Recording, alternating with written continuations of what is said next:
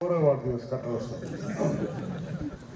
त्यामुळं त्याला थोडा फाटा देत शेवटी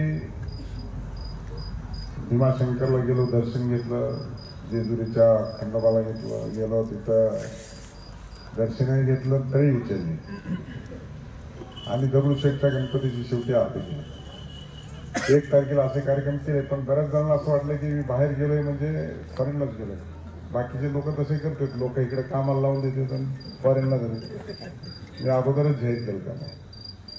पण अमोल शेट्टी खऱ्या अर्थानं यशराज नॉनव्हेज रेस्टॉरंट आणि आदिती व्हेज रेस्टॉरंट एकदम जे मराठवाडा आणि पश्चिम महाराष्ट्राच्या बॉर्डरवरचं हॉटेल आहे.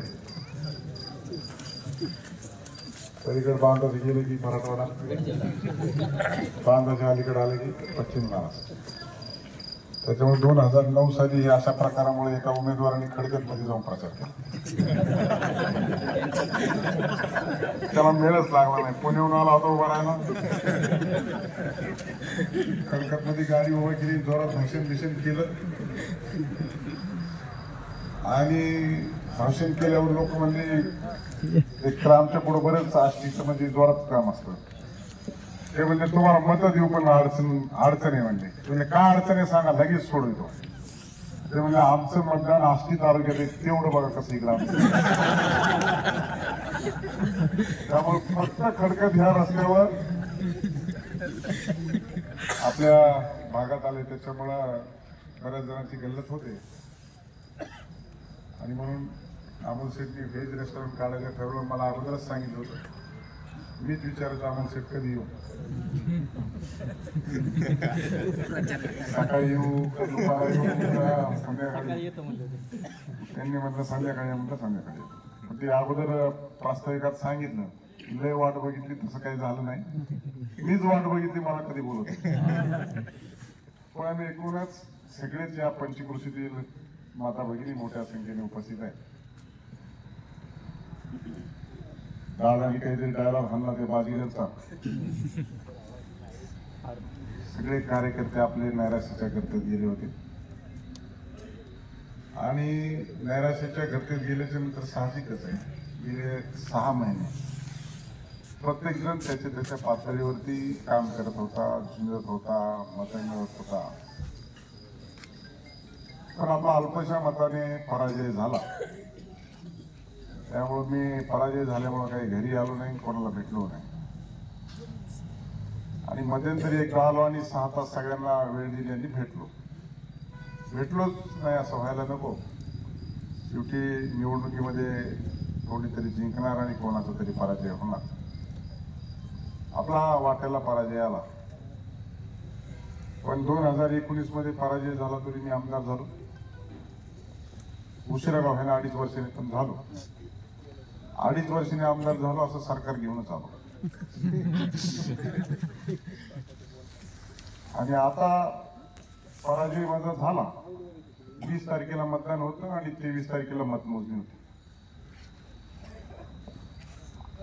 1 महिन्याच्या आत म्हणजे 19 तारखेलाच, 19 डिसेंबरलाच मी महाराष्ट्र राज्याच्या विधान परिषदेचा सभापती झालो.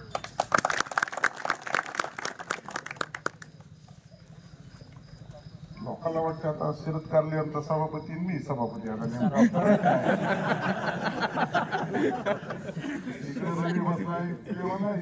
म्हणजे तिकडे समोर गौतमान नाही, सभापती होऊन काय झालं, मी होतो. असे 2-4 सभापती इथं. पण हे सभापती असाय, मला वाटलं नाही की असं एवढं सभापती झाल्यावर असतं. मंत्री झाला तर एका खात्याचा असतो, सभापती सगळ्या खात्याच्या मंत्र्याला आणि सेक्रेटरीला कधी बोलू शकतो.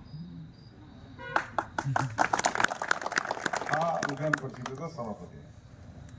राज्याचा चीफ सेक्रेटरी असो की डायरेक्टर जनरल ऑफ पोलीस असो, डीजी असो, त्यांना सुद्धा बोलायचे अधिकार आहे.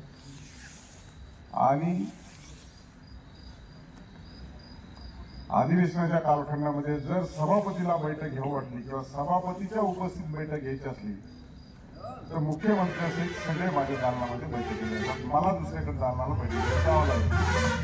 आज शरद तुझ्या सभापती पदात माझ्या सभापती पदात खरं हे बरं आहे. मग पण आता किंतु परंतु हे झालं ते झालं नाही झालं. काही लोक म्हणजे काय नसतं, असंच असतं. सभापती बाहेर जाताच येत नाही, बोलताच येत नाही, लय मोठं असतं, मग ती लय राजकारण अवघड येतं. काही अवघड नाही.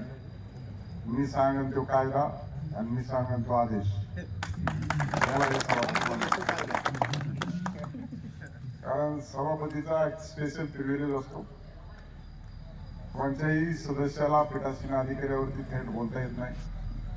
हायकोर्टच्या जजला शपथ देतात त्यावेळेस गव्हर्नर शपथ देतात आणि सभापतीला शेजारी बसवतात. त्याच्यामुळे प्रोटोकॉल वाईज राज्यामध्ये सेकंड आहे. मी जे अभ्यास केला एवढा 2-2.5 दिवसात काय आपल्या वाटेला पडून असं वाटेला आला. तुम्हाला कसं वाटतं सांगा. आता तुम्हाला कसं वाटतं हे महत्वाचं. मला तर सभागृहात बसल्यावर वर मी बसलो, आमच्या घरी खाली बसलो, 288 मध्ये एकटाच असा माणूस आहे मी. लोक म्हणजे लय भाग्यवान आहे. आता काही कमी भाग्यवान आहे का? 288 मधला कुणी झालाय का? काय कुणीच नाही झालं. मी एकटाच झालो ना. त्यामुळं कुठल्या कामाची कुठे जा आणि कोणत्या राज्यात जा. आता गाडीतून लवकर उतरत नव्हतं. त्याचं कारण एक कॉल होता. एक इन्स्टिट्यूट आहे, त्यांचं म्हणणं होतं की काही करा पण आमच्या बरोबर 14 तारखेला अमेरिकेला चाला. मी म्हणलं जमतच नाही. असा फोन होता. म्हणलं इतक्या लवकर लगेच